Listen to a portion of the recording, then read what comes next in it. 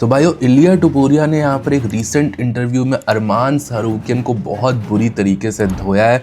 उसका ऐसा कहना है कि अरमान सारूकियन को जो लग रहा है कि उसके पास कोई बहुत हाई लेवल रेसलिंग है, कोई ओलंपियन है वो, तो उसका मैं वहम दूर कर दूंगा बेसिकली, ऐसा इलिया टुपुरिया ने कहा है। तो इस वीडियो के अंदर हम डिस्कस करेंगे कि क्या इलिया टुपुरिया अरमान सारूकियन की रेसलिंग को सर्वाइव कर सकता है, क्या इनकी एक्चुअल में फाइट होगी, तो क्या अरमान सारूकियन जैसे बाकी फाइटर्स को कंट्रोल करके रखता है ग्राउंड पे, क्या वो इलिया को कंट्रोल कर पाएगा।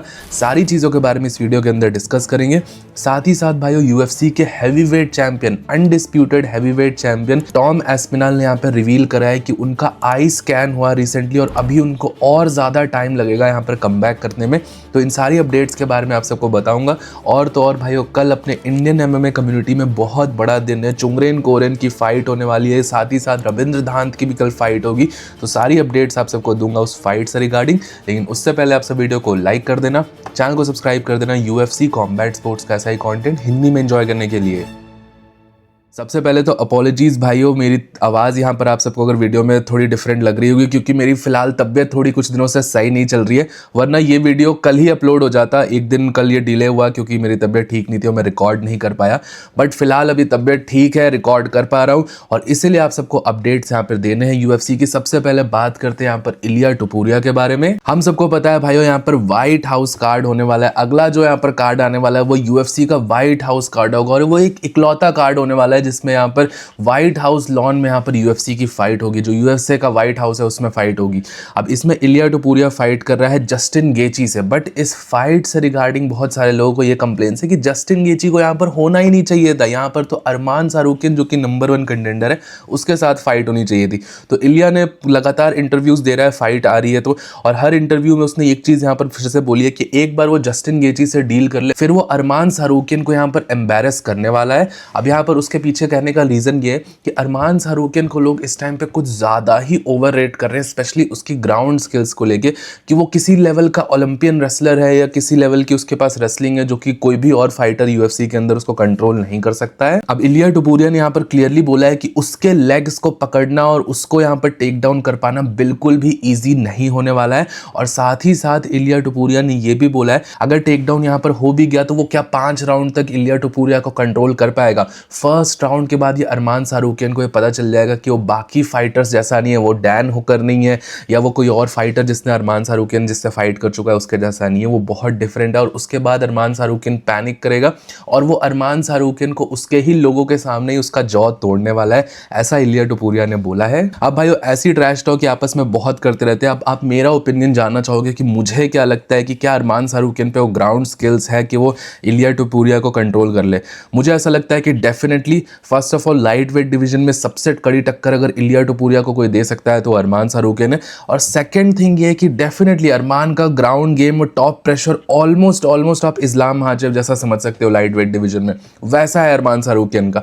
But with that being said भाइयों, इलिया टुपुरिया बहुत सारे लोगों को लगता है कि स्ट्राइकिंग बेस्ड फाइटर है, बट वो भी एक ग्राउंड गेम बेस्ड फाइटर है। हाँ, वो एक ऐसा प्रोफेशनल रेसलर नहीं है जैसा अरमान सारूकियन है, बट उसका ब्राजीलियन जिu-jitsu का बेस है। तो भाइयों, रिगार्डलेस अगर इलिया टुपुरिया यहाँ पर टेक डाउन हो भी जाता है अरमान सारूकियन से तो उसको कोई ज़्यादा प्रॉब्लम होने नहीं वाली है ग्राउंड पे, या ऐसा नहीं है कि वो समिट हो जाएगा या पूरी तरीके से कंट्रोल हो जाएगा, क्योंकि वो जो ब्राजीलियन जिu-jitsu का बेस है वो उसको वहां पे हेल्प करेगा। और ये पास्ट में भी इलिया टुपुरिया को फाइट्स में काफी ज्यादा हेल्प करी है। आप भाइयों सेम तरीके से देख सकते हो यहाँ पर जब चार्ल्स ओलिवेरा की फाइट थी, चार्ल्स ओलिवेरा भी यहाँ पर ट्रिप करके सिमिलर तरीके से उसने मैक्स हॉलोवे को इजिली टेक डाउन कर लिया ट्रिप करके, बट वो इलिया टुपुरिया को नहीं कर पाया था। इलिया टुपुरिया ने उस ट्रिप का रिवर्सल कर दिया था यहाँ पे। और तो और भाइयों, चार्ल्स ओलिवेरा जैसे ब्राजीलियन जिu-jitsu ब्लैक बेल्ट को इलिया टुपुरिया क्रूसिफिक्स पोजीशन पे लेके आ गया था। भले वो टेक डाउन हो गया था बट वहां से वो क्रूसिफिक्स पोजीशन पे आ गया था।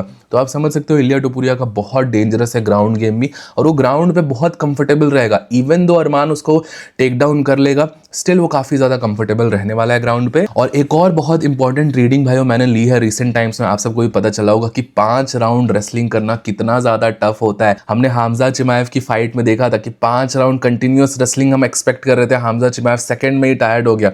तो 5 राउंड क्या अरमान सारूकियन अगर टेक डाउन करके कंट्रोल करता है तो कर पाएगा अरमान सारूकियन इलिया टोपुरिया को, स्पेशली क्योंकि वो लाइट वेट डिवीजन में फाइट करता है। लाइट वेट में भी अरमान भी बहुत वेट कट करता है, तो वेट कट से वो भी अफेक्टेड होगा। और तो और जब इस्लाम महाचेव से उसकी लास्ट फाइट शेड्यूल्ड थी तब ऐसा कहा जा रहा था कि उसको वेट कट में ही प्रॉब्लम हुई थी, उसी से उसको कुछ इंजरी निकल के आई थी। तो ये सारी प्रॉब्लम्स यहाँ पे अरमान सारूकियन के साथ भी पड़ सकती है। और मैंने अरमान का जितना भी कैरियर देखा है भाई, मैंने उसको कभी नहीं देखा कि उसने पूरे के पूरे 3 राउंड या पूरे के पूरे 5 राउंड रेसलिंग करी। वो मिक्स्ड करता है। उसकी स्ट्राइकिंग में मैं कहूँगा कि बहुत ज़्यादा इंप्रूव हुई है। वो काफ़ी अच्छी स्ट्राइकिंग भी कर सकता है, और स्ट्राइकिंग में अगर वो अपना डिफेंस सुधार ले तो वो इलिया टोपुरिया को स्टैंड अप में भी प्रॉब्लम्स दे सकता है।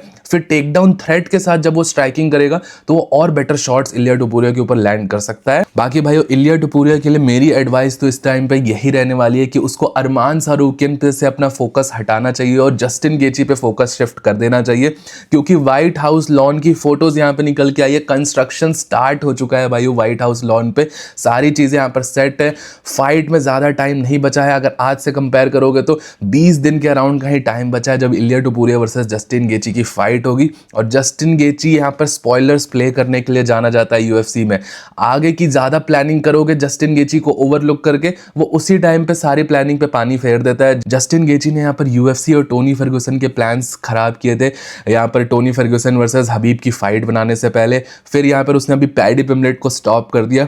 तो जो मोमेंट होता है जहाँ पे राइज करना होता है और प्लान स्पॉइल करने होते हैं, उसमें जस्टिन गेची सबसे आगे रहता है। तो इलिया टोपुरिया और उसके कैंप को, भले जस्टिन गेची अभी ओल्ड है और उसमें उतनी ज़्यादा स्ट्राइकिंग एबिलिटीज़ पहले जैसी नहीं है, उसकी चिन उतनी स्ट्रांग नहीं है, स्टिल उसको कहीं भी ओवरलुक नहीं करना चाहिए इलिया टोपुरिया को। वो इंटरव्यूज़ में बोल रहा है कि एक बार मैं इससे डील कर लूँ, फिर मैं इससे फाइट करूँगा, फिर मैं वेल्टर वेट में जाऊँगा।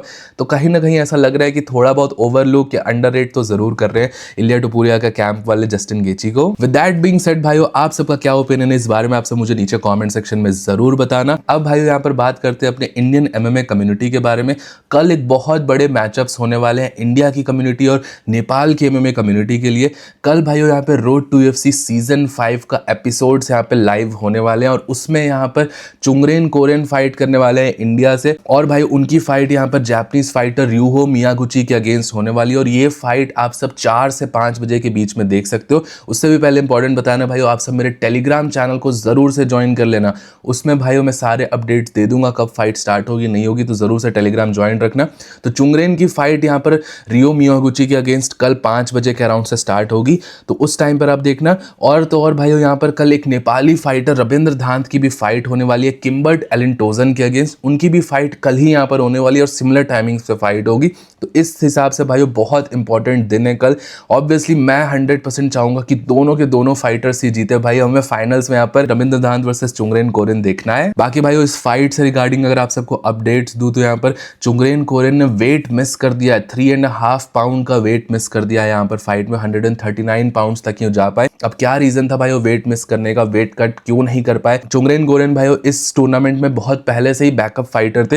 हालांकि उनको फाइट शॉर्ट नोटिस पे मिली, बट वो बैकअप फाइटर बहुत पहले से। डेफिनेटली कुछ ना कुछ इश्यूज रहे होंगे, कोई हेल्थ कंसर्न होगा जिसके कारण वो वेट मिस कर गए। मैं स्टिल कह रहा हूँ वेट मिस करना बहुत ज्यादा अनप्रोफेशनल होता है, सही चीज नहीं होती है। बट देखते हैं, अभी यहाँ पर फाइट पे फोकस करना चाहिए। फाइट स्टिल ऑन है। क्रेडिट्स टू र्यूहो मियागुची, उसने ये फाइट कैंसिल नहीं करी और अगर वो कैंसिल भी करता तो शायद उसको बाय मिल जाता, बट उसने स्टिल ये फाइट करी है। एक ओवरवेट अपोनेंट के अगेंस्ट फाइट लिया। आई होप फाइट में चुंगरेन भाई अच्छा परफॉर्मेंस करके दिखाएं और इस राउंड को क्लियर करके दिखाएं। बाकी भाइयों आप सबका क्या ओपिनियन है इन फाइट्स के बारे में मुझे नीचे कॉमेंट सेक्शन में जरूर बताइएगा। अब बात करते हैं यूएफसी के हैवीवेट चैंपियन टॉम एस्पिनाल के बारे में। जी हाँ भाइयों, टॉम एस्पिनाल जिसकी लास्ट ईयर यहाँ पर सिरिल गेन के अगेंस्ट एक अनडिस्प्यूटेड टाइटल फाइट थी और उस टाइम पे उसको आई पोक हो गया था और उस आई पोक के कारण वो फाइट कैंसिल हुआ और उसके बाद से अभी तक उस आई पोक से पूरी तरीके से रिकवर नहीं कर पाया टॉम एस्पिनाल। जी हाँ, कुछ टाइम पहले से न्यूज़ निकल के आई थी कि टॉम एस्पिनाल अब क्लियर हो चुका है, उसकी आई पोक की जो इंजरी थी वो सही हो गई है और वो अक्टूबर वगैरह के अराउंड फाइट कर सकता है। लेकिन भाई रिसेंटली टॉम एस्पिनाल ने यहाँ पर एक चीज़ रिवील करी कि वो अपना आई स्कैन करवाने गया था और उसको ऐसा एक्सपेक्टेड था कि इस आई स्कैन के बाद वो क्लियर हो जाएगा फाइट और स्पारिंग करने के लिए। बट इस आई स्कैन के बाद उसको डॉक्टर्स ने ऐसा बोला है कि उसको कुछ महीने और वेट करना है यहाँ पर स्पारिंग और ये सारी चीजें करने से पहले। तो एक बहुत बड़ा सेटबैक है। अगर कुछ महीने और वेट करना पड़ेगा, ऑब्वियसली नेक्स्ट मंथ यहाँ पे जो फाइट होने वाली है जून में, व्हाइट हाउस कार्ड में यहाँ पे सिरिल गेन और एलेक्स पेरेरा की इंटरिम टाइटल फाइट होने वाली है यहाँ पर हैवीवेट डिवीजन में। एक इंटरिम चैंपियन ऑलरेडी बन जाएगा, बट अनडिस्प्यूटेड चैंपियन अभी भी हील होके नहीं आया है। बहुत सारे लोग अब क्या बोल रहे हैं कि टॉम एस्पिनल अगर क्लियर नहीं हो चुका है तो उसको बेल्ट स्ट्रिप कर देनी चाहिए थी। आज से 1 साल पहले जॉन जोन्स को भी टॉम एस्पिनल सिमिलर चीज़ के लिए क्रिटिसाइज करता था कि अगर आप रेडी नहीं हो फाइट करने के लिए तो अपनी बेल्ट स्ट्रिप कर दो, मैं अनडिस्प्यूटेड चैंपियन बनना चाहूंगा। और सेम चीज़ भाइयों अब टॉम एस्पिनल से लोग रिक्वेस्ट कर रहे हैं, और लोग बेसिकली डिमांड कर रहे हैं। रिक्वेस्ट क्या कि तुमने जॉन जोन्स को सिमिलर चीज़ के लिए क्रिटिसाइज करा, अभी तुम खुद फाइट नहीं कर पा रहे हो, 1 साल से ऊपर हो जाएगा सितंबर के बाद, और तुम्हारी लास्ट विक्ट्री 2024 में आई थी कर्टिस ब्लेड्स के अगेंस्ट, तो तुम्हें भी अपना बेल्ट यहां पर छोड़ना चाहिए, ताकि यहां पर जो ये व्हाइट हाउस वाली फाइट है Alex Pereira versus Cyril gain वाली, ये अनडिस्प्यूटेड टाइटल के लिए कन्वर्ट हो जाए। अब मेरा भाइयों पर्सनल ओपिनियन आप सब जानना चाहोगे इस बारे में, तो मैं डेफिनेटली इस चीज को सपोर्ट करता हूं। टॉम एस्पिनल 100% बढ़िया चैंपियन है। अगर वो बेल्ट रिलिंक्विश कर देता है तो वो एक स्टैंडर्ड ही सेट कर देगा। उसने सेम चीज जो प्रीच करी थी उसको वो फॉलो करेगा, और अपने आप को बेसिकली सही लाइट में डालेगा कि हाँ, मैंने जब बोला जॉन जोन्स को क्रिटिसाइज करा, जब मेरे पे बात आई तो मैंने भी वो चीज़ फॉलो करी। और ये चीज़ 100% गारंटीड होगी कि जब टॉम एस्पिनल हील होकर वापस आएगा तो उसको ऑब्वियसली टाइटल शॉट मिलेगा। तो टाइटल रखने का एट दिस पॉइंट कोई बहुत ज़्यादा सेंस नहीं बनता है, अगर आपको स्टिल 2 से 3 महीने सिर्फ वापस स्पारिंग करने के लिए रेडी होने के लिए चाहिए, क्योंकि उसके बाद फिर 2 से 3 महीने का फाइट कैंप भी करना पड़ेगा। मतलब 2026 से के लिए आउट भी हो सकता है यहाँ पे टॉम एस्पिनल।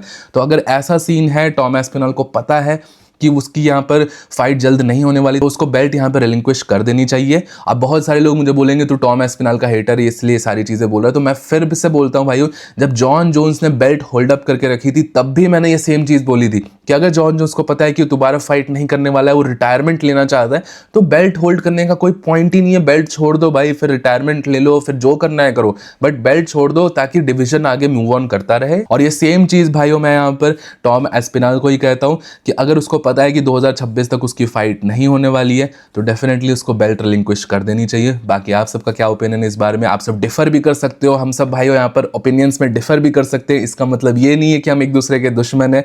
तो स्टिल आप सब कमेंट सेक्शन में रिस्पेक्टफुली अपने ओपिनियन जरूर बताना मुझे। टिल देन भाइयों, वीडियो पसंद आया हो तो प्लीज वीडियो को लाइक, चैनल को सब्सक्राइब कर देना। मिलता हूं आप सबको नेक्स्ट वीडियो में अगले अपडेट के साथ। Bye bye.